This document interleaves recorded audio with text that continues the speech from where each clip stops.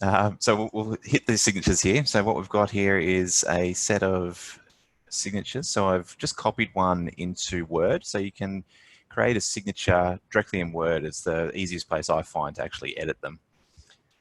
So we'll use this as a base to copy into Outlook. As well, we'll use the same signature and use that in iGyro as well. So there's some various email features in iGyro. All right, so you can create this from scratch in Word, but as I've done, I've just cut and pasted one into here that we can edit. I'll make this available as a template to everyone after the session, so you can start from this as a starting point and just edit to whatever you need for your business. All right, so this, as I described, is just a Word document, so you can make changes to any of this. And the reason why I would start in Word is just because all of the tools are a lot easier to use in Word as opposed to trying to doing it in Outlook. All right, so here, for example, you could type in your email address.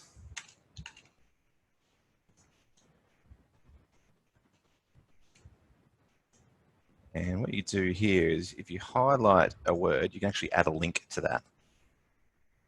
So as you'll see here, if we look at the website address here, we'll go to the Insert menu of Word, and there is a link button just here.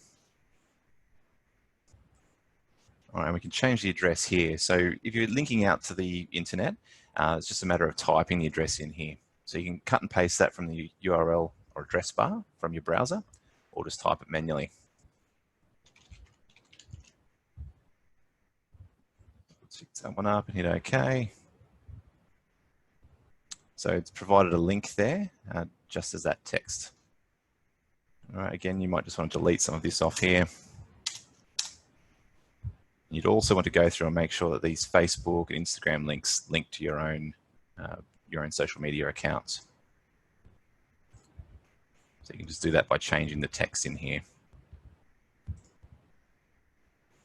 All right, make sure you review that disclaimer and make sure that it does suit your business as well. All right, so now that that's edited in Word, you can change that picture as well. So if you've got another photo that you'd like to go in there, it's just a matter of pasting that into Word. I'll see if I've got one here that we could use. Let's try that again. So just here I've got some files. This is another signature that I've got here. So it's just a JPEG image, so you can get your graphic designer to do that for you. If you're part of our group, obviously we've got graphic designers that can help with that as well. So to do that, I've just drag and dropped into this Word document, and you can place it where you'd like to.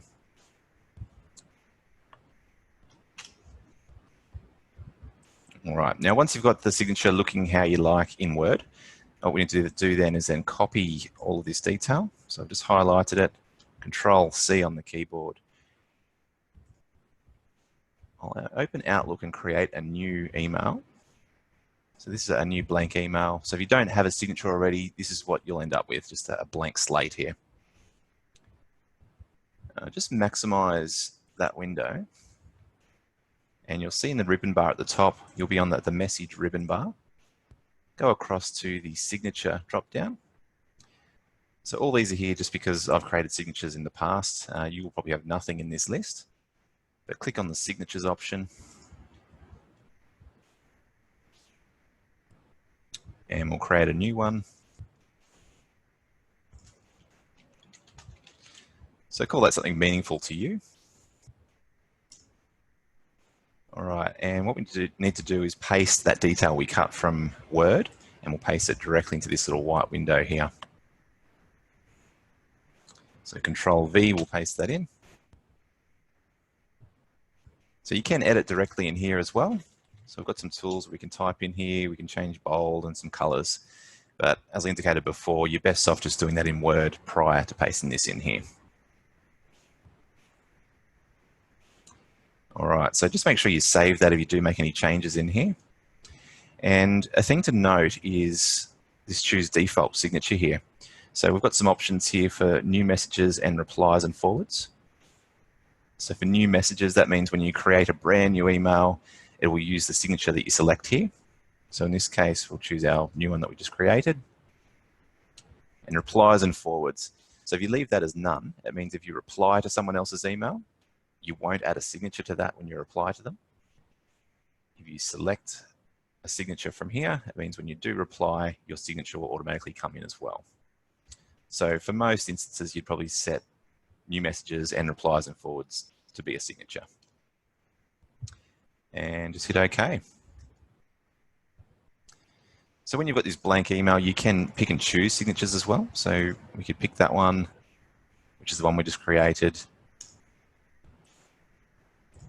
or pick any of these other ones. So you can create a number of signatures if you've got different audiences that you're emailing to.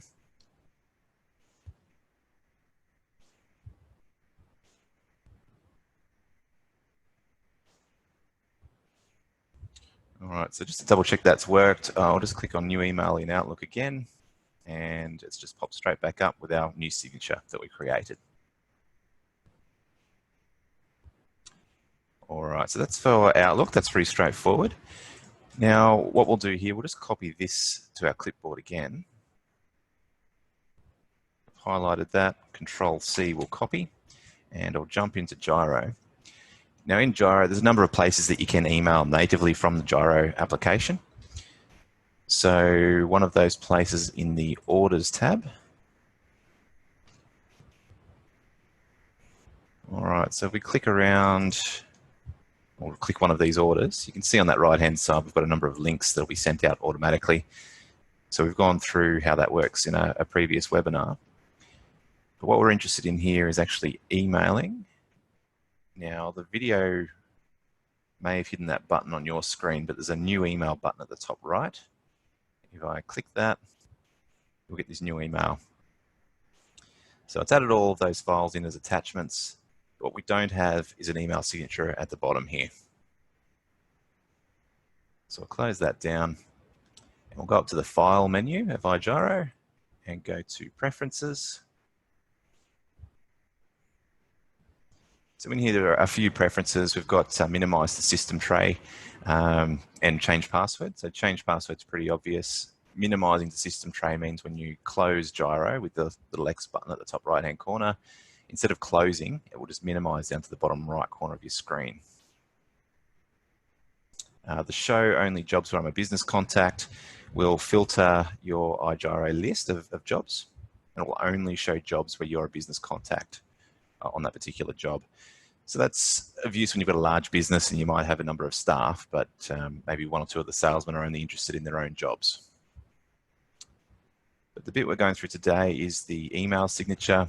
So again, there's some tools here. We create a signature directly in here. We've got bold and underline, italic. But we can paste directly into here as well. So I'll do that, Control-V. So it's pasted our signature in. It's a little bit more basic and it's meant for just text. So we'll tidy this up a little bit. And I've got some double spacing here, so I might correct that by deleting that space.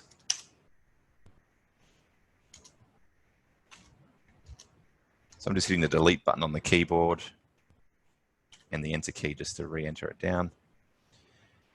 Now where the image was, there's a blank spot. So again, this doesn't accept images, so we'll just delete that little box out. So if you left click it, hit delete on the keyboard, that'll remove it. And again, we've got our link, so we can just double check this as well. And just here, there's a insert hyperlink button. So if you highlight that link, click on this button, it'll give you another opportunity to change that link. So that's changing the link, not the text. So if you want to change the text as well, you would delete it. And we'll double check that link again.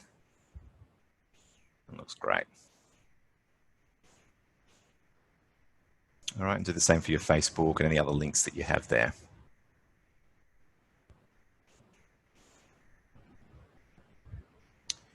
All right, when you're done, just click OK. There's no save button there. OK just saves that automatically. Now, when we create a new email, with any luck, we'll have our signature at the bottom.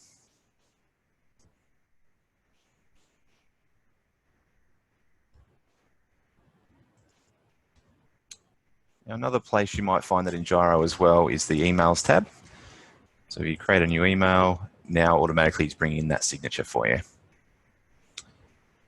There is a button here for signature as well. I'll just show you what that does. So if we delete that signature out, if you happen to create an email and I don't know, maybe you deleted the signature out or it came in without one, you can click on the signature button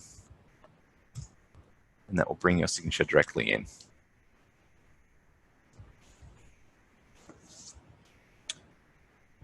All right, that's all I've got today about signatures. So if there's any questions, please let me know. So I haven't had, actually, Rajesh has put his hand up there. Is there a question you have, Rajesh?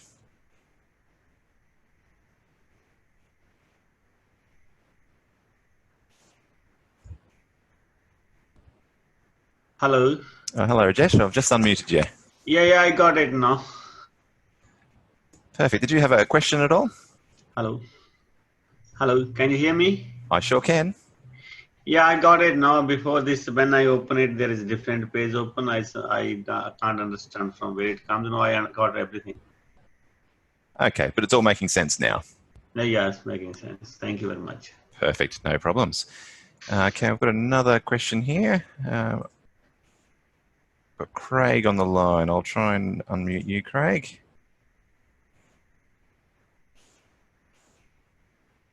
Unmute now. How are you going, Kim? Yeah, good, Craig. How are you?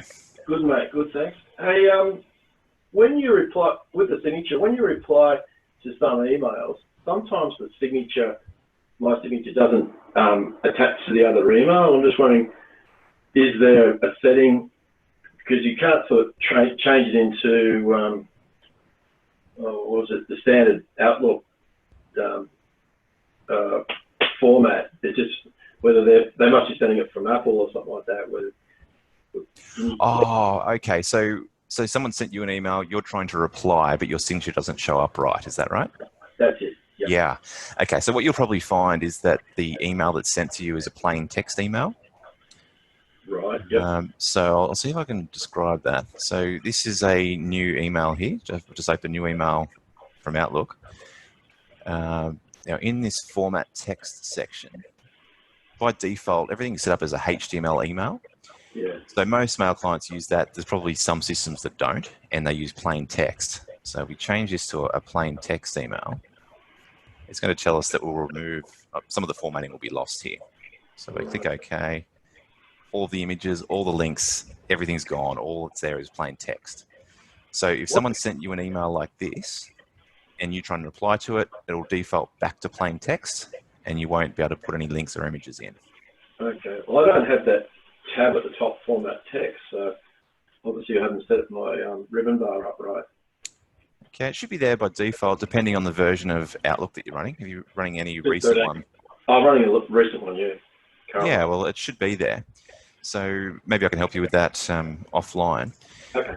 But if you do get those emails and you do find this format text ribbon bar here, you should be able to change the email as well. So you'll receive it from someone in plain text, hit reply, come to the format text ribbon bar and change that to HTML.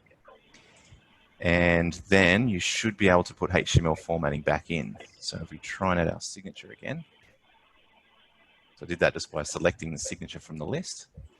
It's now allowing that HTML formatting. Right. Yeah, I've only got a couple of people that it happens to. I'm assuming that they're using tablets or something like that, emailing from tablets or phones. Yeah, a lot of the times that could be the case, depending on the mail client they're using, and tablets and phones would be a prime example. A lot of the time, if it's set to text and they've sent it to you as text, they probably prefer to have a text email anyway. So maybe there's no point in trying to force a HTML email going backward. All right, okay. Okay, thank you. All right, no problem. All right, well, thanks for joining everyone, and we'll catch you all again next week.